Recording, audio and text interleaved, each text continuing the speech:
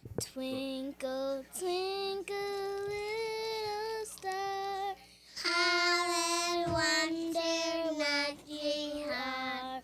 Up above the world so high, like a diamond in the sky. Twinkle, twinkle, little star, how I wonder what you are. Good morning, good evening, good afternoon. Welcome back to another episode of A Safe Space for Men. I'm your host as usual. Before we get into it, please remember to rate, review, like, subscribe, download, and share the podcast. I truly appreciate it. What is going on, everybody? February whooped my ass. I feel like February whooped everybody's ass. Everybody I talked to said February was just a rough month. A lot of stuff was happening. People was losing people, whether through death or just losing friendships, and just shit was all over the place. Like I feel like, and it was like I was a little offended because it was Black History Month. Like that's not the month that I want to go left. But yeah, for me, February was it kind of just it was just a bunch of bullshit, man.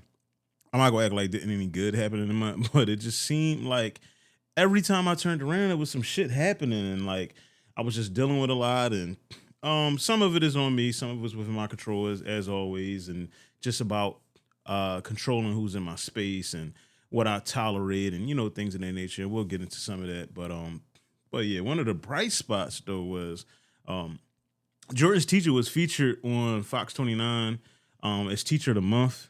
It was pretty cool. I don't, it's really exciting for Jordan because she's like on TV and shit. But it was really decent. I won't say what the school is because I just don't want to overshare information with my child on here. But it was really nice. And Jordan actually has a really like her teacher is outstanding. She really is amazing. She's really good with the kids.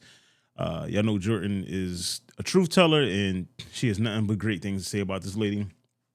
So I'm just thankful, having her in that school now as opposed to where she was at, a year and a half ago, and it was just a year ago actually, but yeah, it is about a year ago because I pulled her out of there around Valentine's Day last year, so it's working out. So it was it's been as far as the school and everything's going pretty good. I do have a gripe though. And I guess I'm probably speaking more as like a single parent or as a parent that works the evenings or later past 5 o'clock. I think homework for kids is fucking dumb.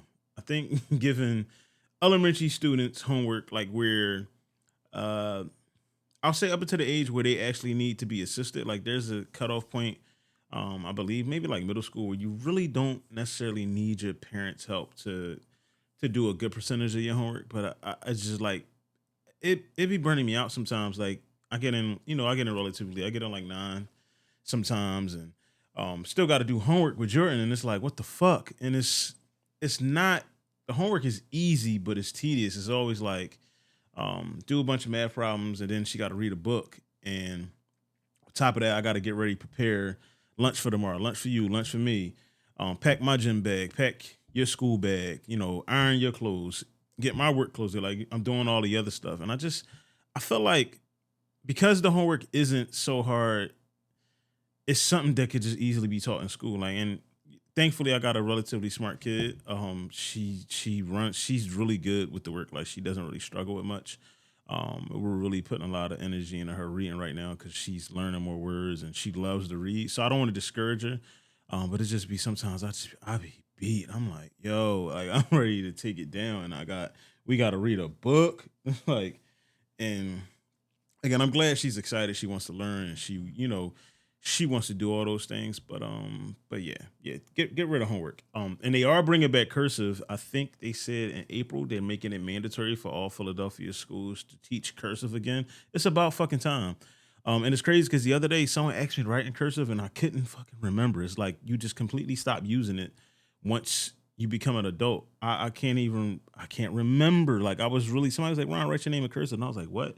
And because obviously cursive is different from your signature. My signature is kind of like it's my signature, and I couldn't do it. Like I couldn't remember. Like it was like my muscle memory wasn't there. I haven't written in cursive probably in oh my gosh. well over 20 years. You know what I mean? And I don't even remember us having to write in cursive in like the 12th grade when we were there. I don't recall. I think everything was like typed and all that stuff. Get some water. Speaking of drinking, I've only had a drink, or I only drank like 3 days out the year this year, and I guess it's fair to say I don't want to say like I stopped drinking. I just don't. It just became something I just really don't do anymore. And the only reason I was drinking was I was on a little getaway at the Poconos, and I was amongst my friends, and we were like drinking and stuff and playing drinking games. But outside of that, before that, I didn't have a drink. Last drink I had was New Year's Eve, and then I chose to do a dry January, and it kind of just kept going. I was just like, I'm not gonna drink anything until I go away. And then I went away and I drunk. I think I drank relatively heavy, like maybe one day. And I think the next day I might have had like 2 or 3 drinks. Like it wasn't. And I came back home and it's just like I really haven't wanted or craved or anything like that. Not that I had a drinking problem. Let's just clear that up real fast. But even my little, if you know me, I had like a basically like shelves, a whole section of my house where I had like a bunch of alcohol and stuff. I took that down. I just put it in storage. And yeah, I just haven't, I just don't have the urge to drink or anything like that. I've also kind of given up fried chicken. Y'all know I make the best fried chicken all the time. I haven't, I don't even remember. I made a fried chicken once this year, but I kind of, because I changed my regimen and I really been focusing on eating really clean, or as clean as I possibly can. Just eliminating stuff like candy and fried foods and stuff like that. I still got a sweet tooth, so I still have candy every here and there. And I actually just had a sour warhead before I started recording because I had the little itch. But yeah, I've been taking this year. I've really been locking in on just eating correct. Definitely the gym. Just leveling up my workouts in the gym, changing my workouts. I'm losing weight. I got on a scale like a little over a week ago, and I had lost like 12 pounds. I wasn't even. And it's to the point where I'm not even trying to lose weight. But like my pants are too big now. Like I actually need to start wearing a belt with my work pants because they're like falling off my ass, which is great. And yeah, I don't know. I just it's like just gradually, not even on purpose, just changing things about my life by doing other things, which I guess that's being consistent. That's a good thing. I got my little accountability tracker, which has been helpful. Where like there's like 12 or 13 things. It's over there. I can't reach it right now, but it's like 12 or 13 things that I'm focusing on. And it's like it's small things. It's like make sure I pray every day, do 50 push-ups a day, the gym. Make sure I take my night vitamins because I have vitamins I take in the morning and vitamins I take at night. It's just like things I was forgetting or things I was struggling with. Getting Jordan to school on time because there was a point where like we were like always up against it, like either like a couple minutes late or like getting there at the exact time. And I just wanted to get her there a little earlier. It's a couple other things. I can't think of it right now. I really can't. But the thing has been doing wonders for me, and I got that idea from my guy Docinco, who you saw on her last week, 2 weeks ago. He was using that last year, and it's one of the ideas I just took from him. It's really useful. I'm gonna add more things on there because other things I want to do, especially now that it's getting warm. I'm gonna start running again. It was 80 fucking degrees today, y'all. Like I had shorts on. It felt amazing.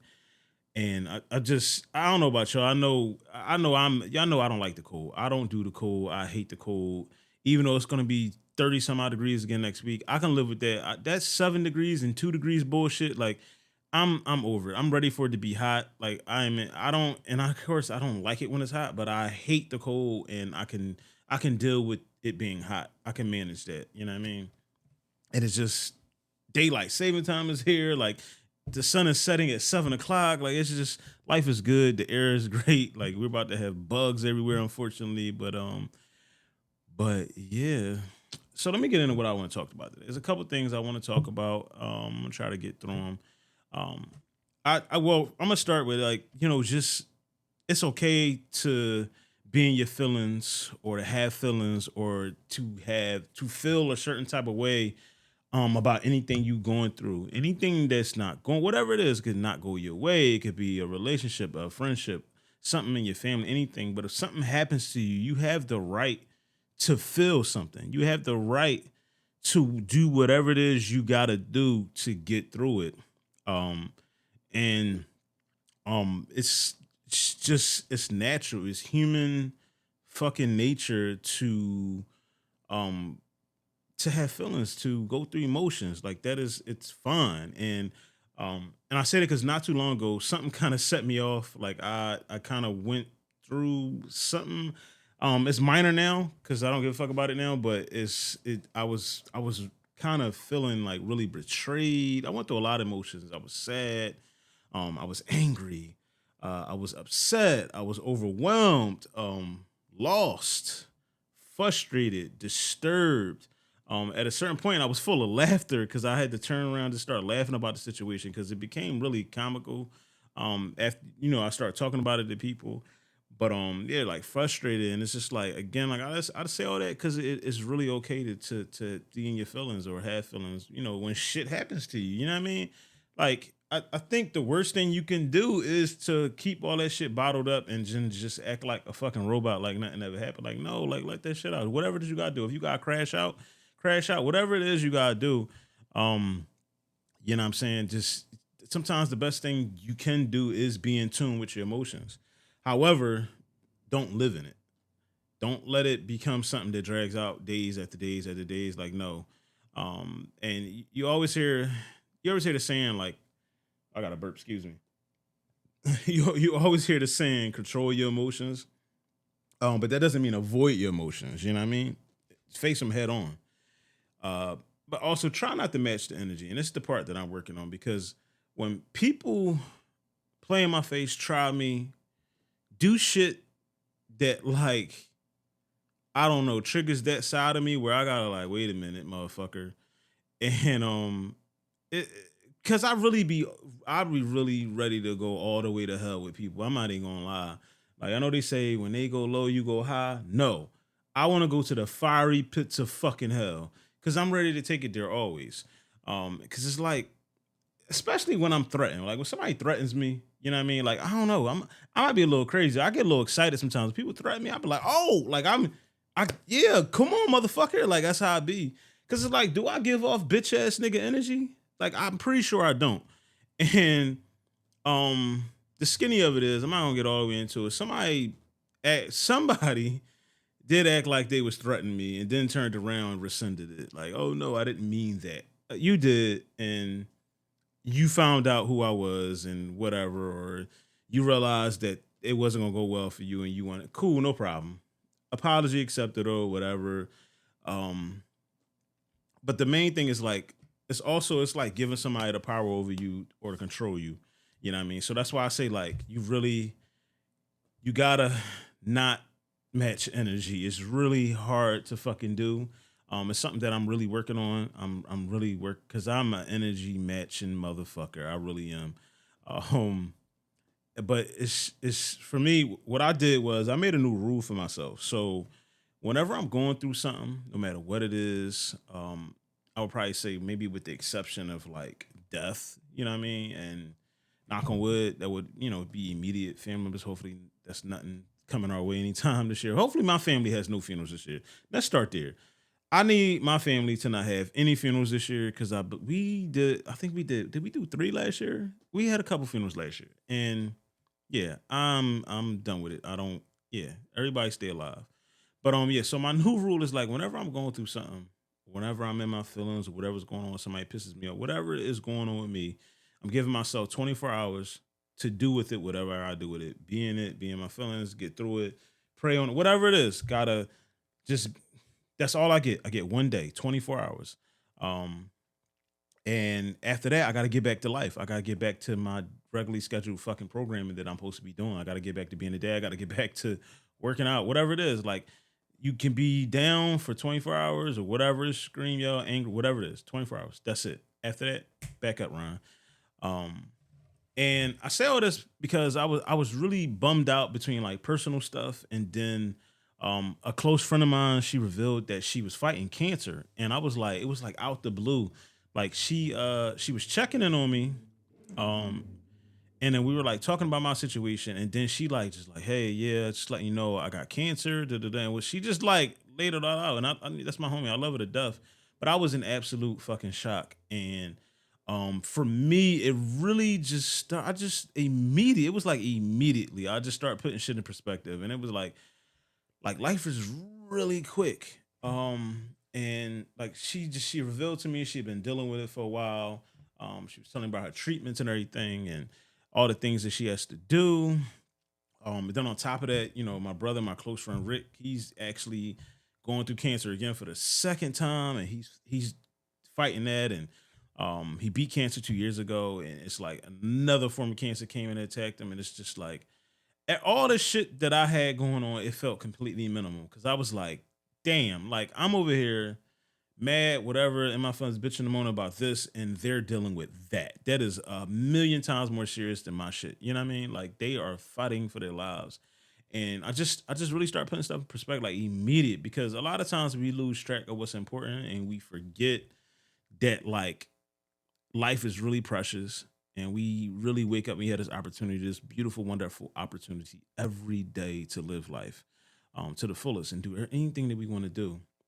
So it's just, and then when you allow other people to like hinder that or alter that or fucking blind you to things that are really important, it was needed. It was really needed. So your prayers up for the both of them, man. As they go through this and um, they're gonna beat it. They're really strong individuals. I just talked to my brother. I just talked to Rick yesterday. We had a really good conversation. It's just, I don't. It's just, it's crazy. Like again, been talking about how we're at the midlife crisis age, where like all the shit is about to start happening, and people are gonna get sick. We're gonna lose people, unfortunately, parents, elders, and all that stuff. But I do not look forward to losing people or having to lose people, or even the idea of losing people that are my age or around my age. That is not something that I'm comfortable with. But perspective really makes you understand that this bigger shit that's going on in the world. I even in immediate haven't really got the chance to talk. We talked briefly, but I'm going to have to rectify the situation with my daughter. We just when she comes down for spring break, I'll just grab. We're just going to talk and just figure out, like, you know what I mean. Like we're not going to agree on everything, and that's something that I actually struggle with having adult kids now, and it's like because it's not now the parenting, the type of parent I gotta be changes. Like it's way different than when they're underage, and it's like, no, you got to do this, you got to do that. And like now that they're adults or becoming adults or learning how to be adults, you got to let them do all of that shit, learn, be, and just they're not gonna do everything that I want them to do. They're just not. Hopefully they continue to be good people. That's the one thing I want them to be. But I'm never gonna like accept, and I'm never gonna agree with the things that they do, or at least all of the things they do, no matter what or how they do things. And just giving them the space to be whatever age they are, who they are, 18, 20, 22, and be in that space of learning and growing and understanding. And hopefully, we can always maintain or come back to a place of peace and where we, because obviously we love each other, and that's not even an issue. But I'm absolute because it was just like in that moment I was like, damn, like if something happened to me or something happened to her, like we never had a conversation. So um hopefully over the next couple weeks, I'm not even sure when spring break is, but I'll text her or something. I'll find out. But yeah, it's just that part of parenting really sucks. Again, it's new to me. It's new. It's very much new to me. By the time Jordan and Emma become adults, I'm pretty sure I'll handle it way better. But it's just it's so hard seeing your kids go from being like it seems like overnight going from being like these little people to like these grown adults that are paying taxes and can like get arrested and shit like that and do things without you. And I know I wasn't ready for that. I don't think any of us ever ready for that. Um, Something else I want to talk about today is like the grief you feel for cutting people off, or like when you setting boundaries, or you realize that these people just ain't good for you, and I just got to cut you off. It's not.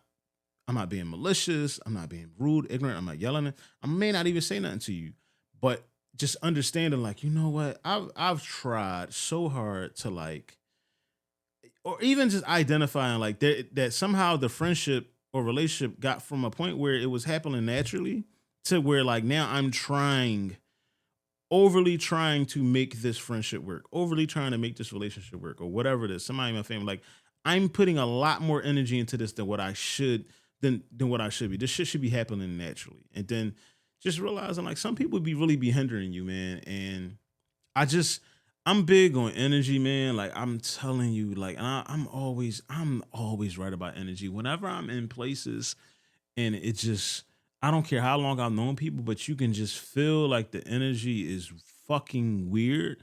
I gotta go. I gotta get away. I gotta stay away because it's not like you can always tell. Like it's and I always feel the energy when I'm like growing apart from people. Like when I feel like we are heading in two entirely different directions. Like we're going two entirely different places. And like I said, I'm guilty of holding on people longer than what I should. I think some of us really are like, and it's there's to a point where it can really be depressing because again, these are people that you love and you care about and you adore and like mean a lot to you. But it's like it ain't even about that. It's about how you make me feel when I'm around you. You make me feel like I'm less important. You like the things that I care about aren't important. The things that you care about appear to supersede me. And I just feel like the way my life is going, the rooms I'm about to be in, there are just people that won't be in those rooms. It doesn't mean that there's not a room for us to hang out or to be cool or to be friends or be cordial. It just means that the rooms that I'm focused on, you are not going to be there. And learning to accept that on both sides, you know what I'm saying? Or just cutting people off because they do you wrong. That's another reason. Just cut people, like people that just do you wrong, mistreat you, don't appreciate you, show you that they don't love you, show you that like you mean shit to them. Cut those motherfuckers off. Like it's just, I don't, I, yeah. And a lot of times, like I struggle with that because like when people do stuff to me, I be wanting to know why. I want to know like what made you do that? What made you mistreat me? Like because I don't give off that energy to where like I'm that type of like you know what I'm saying where that would be something that you would return to me. Like, I generally show up nice to people. I'm patient. I really am. Uh, I ain't the best person, but I know I'm a good person, and I know I'm a great person. Fuck that. Uh, but yeah, it's just be like, yeah, because of how I show up. I feel that way. And a lot of times you really don't need to know why somebody did something to you. Sometimes you just gotta take it as they did it, and that's that. Like that's the end. Um, and like the important part is that they, like I said, they did it. You choose to do a person foul that meant you no malice. You know what I mean? And it's just, you know, for me, I once I come out of it and like I'm able to look, from the outside look in, it's like good luck with life because I know God don't play about me. And I'm the product of my grandmother's prayers. So I know I got fucking 70, 80 years of prayers already on my life. And you're gonna have to answer to whatever it is, if you mistreat me or whatever is going on. And ironically, my grandma's really been on my mind a lot lately. Uh, she just has. Like, I don't know, it's just, it comes in it's random. Ironically, I think if it's not today, it's this week is actually the 10-year anniversary of my uncle passing away. She's died 16 years ago. I think 16 years ago she passed away. What is this? 2020, 17 years. She passed away, I think, in '09. But yeah, it's just she's really been on my mind lately and like just really been wishing she was still alive and around to see all the good that I'm doing and things I'm doing and um me having a podcast would have blew her mind. Like for me to be able to put it on the TV and like that's me. Like she would have. Oh man. And mostly her seeing my kids grow up. That's the one thing I feel like we was robbed of. And because she raised me, and I would have loved for my children to been a part of their upbringing too, and then for them to have that relationship with her. Like it would have. She was the best, like the best. And I don't know. I can still hear her voice sometimes, which is like this. I guess that's natural. I don't know, but it's crazy. And like she died from cancer too. Obviously, she's a cancer survivor. She beat cancer, then got it like 10 years later, and different type of cancer, and then she beat it, but then it came back aggressive, and then she was gone in like 2 weeks. Um, and it just seems really unfair. Like she would have been, oh my gosh, let me do some math. She'd have been 88. She would have been 88, and I just, Yeah, it's just unfortunate. Like she would have, it would have been incredible. She'd have been sitting right over there by the window right now. Um, but back to what I was saying. Why you really don't need to know or understand why someone did something to you. Um, I saw like this analogy. I should have loaded the video up. Maybe I'll put it on the video. But I saw this analogy of about a snake, and it was basically saying like if a snake bites you and you chase after the snake trying to find out why it bit you, like, hey snake, you bit me. Why'd you do that? I wasn't bothering you.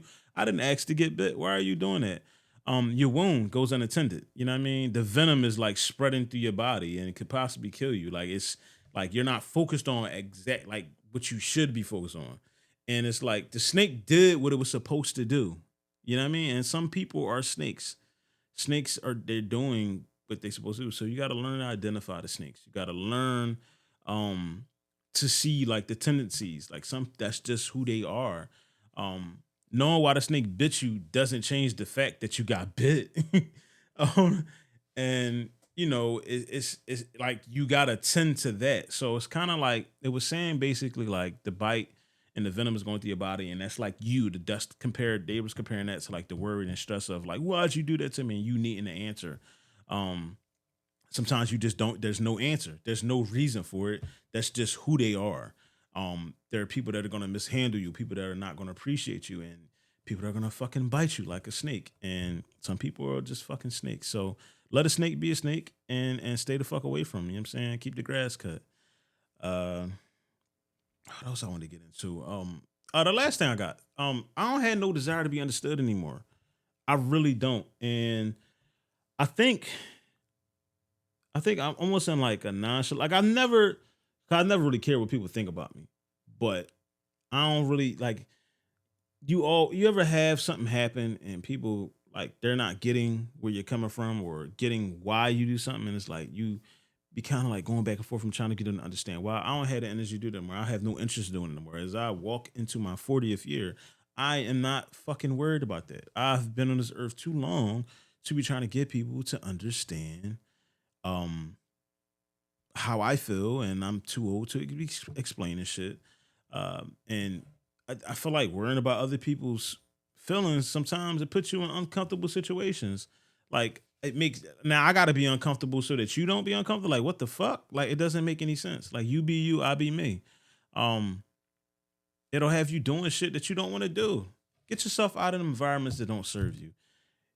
There's somebody out there right now that you're in a situation or an environment or in a friend group or in a part of your family with people who just like it just doesn't work. It doesn't work. You are fucking making yourself smaller to make them feel better. You know what I mean? And it's like you got a business, you want to promote it, promote it. Fucking promote it. You post whatever it is you want to do as it pertains to your business or whatever you got going on. Um, Whatever you're selling, whatever your products is, and I just do whatever the fuck you want. And I think you don't need nobody to understand that. Like it doesn't. Like if I like podcasting. My target audience is whoever it is. You know what I'm saying? My target audience, honestly, and I appreciate my friends and family that do tune in, but they usually that's not like that. At the end of the day, anything you start, your target audience is not the people that's close to you. It never is. It usually isn't. And the people who criticize you and judge you, like I said, they're not your target audience. But they're watching. They're watching. I saw a lovely video about that this week about how you got a brand or you got a company or you got something that you're working on, whatever it is to provide for yourself or whatever podcast, whatever it is, music, and your friends or people that are close to you, they won't like any of it, they won't repost it. But they're in the views, they're absolutely watching your shit, but they don't want to like it, they don't want to share it because they just don't. And I don't know if that's because if that's like a jealousy thing or that's just like people just don't want to do it. You know what I'm saying? But I'm pretty good about as well. Of course, anything that I believe in, and if it's a product that I like, but absolutely, my friends got things going on. Whether it's they're selling a book, or they got a podcast, or they're writing music, or they got poetry. No matter what it is, I'll repost it. That's what kind of what I use my Instagram for. Like my Instagram, the repost thing they got on there. I don't repost famous people shit. I only repost my friends shit, because that's who I want. Exposed to. Fucking Wallow doesn't need my reposts. He doesn't. He's well off now. You know what I'm saying? I mean, he'll probably appreciate it, but he doesn't need it. So, and it's like, be concerned with the people that want to see you do well, man. Like, that's really it. Fuck the judgment. Don't worry about how anybody perceives what you're doing. Most likely you're being judged by people that just aren't doing shit with their lives. I've learned that too. It's just like, imagine that. Like, imagine a person with no ambitions. No, imagine a person with no ambition judging you for trying something. Like, how does that make any fucking sense? Um, Imagine a person that's afraid to tap in that God given talent, challenging you for tapping into your God given talent. Like, don't shrink to make others feel bigger or equal to. You know what I mean? Like, no, be who you are, however you want to be, and let them be however they want to be. Um, Real quick, a lot of times when something that we think we really want doesn't work out, doesn't go in our favor, it really is because of the protection of God. And I know I've been talking like mad religion and stuff like that. That's because I'm just getting more in tune. I'm locked in. I pray every day, and that's an important part of my life now that I think. Um, I mean, it's that's gonna be not think that I know is important to me. It's just I see the changes. I see you can feel it. It's a different energy. Um, and it's just because like a lot of times we pray for certain things and it doesn't always show up in the form that we think it will. And like I said, I catch myself because I want to remain mindful of the things I'm praying for. I'm always asking for protection. I'm always asking for guidance. I'm always asking for discernment. I'm always asking for good days. Put me around good people. Keep my energy good. Like the things that I'm asking for. So when things don't work out, it's just like God knows, God sees the long term plan. God sees with these people we're gonna be in the long term, and He knows the date on the line. Like they're not gonna be good for me in the long term. So you know what? I'm gonna remove it. It's probably gonna hurt, but it's like it's better for it's better to rip the band-aid now than let that shit brew another 5, 10 years, and then like you really got to go through it. Like no, I'm being prepared for everything that I'm asking for and to be where I want to be. So just understanding that, trying to be, it's hard to always be mindful of it because when shit happens, like you're not, the last thing I'm thinking about is like, damn, I've been praying for this for the last 3 months. And like, no, because it's not coming in the form I see. All I'm seeing is like something happened that was traumatic and what the fuck is going on. Um, but yeah, I'm getting much better at that because, like I said, I learned to be specific now in the things that I pray for. I'm very specific about that. Like I just had to be. Um, and like I said, the things we ask for do not always come in the form that we expect. It really doesn't. Before we get out of here, like I said, just keep my friends Keisha and Ricky. I hope they don't mind me sharing their names in prayer as they fight the good fight against cancer. I know they're gonna beat it. They're gonna be ready. Back as soon as it get hot in summer, they're gonna be outside. There's just two just incredible people in my life, really good friends, and just really good people. And only thing I got left for y'all is nobody that has ever let me get this right. Nobody that has ever been disloyal to a loyal person has ever won in the end. Nobody that has ever been disloyal to a loyal person has ever won in the end. That's all I got for y'all. Thank y'all for listening. Thank y'all for watching. And until next time, peace.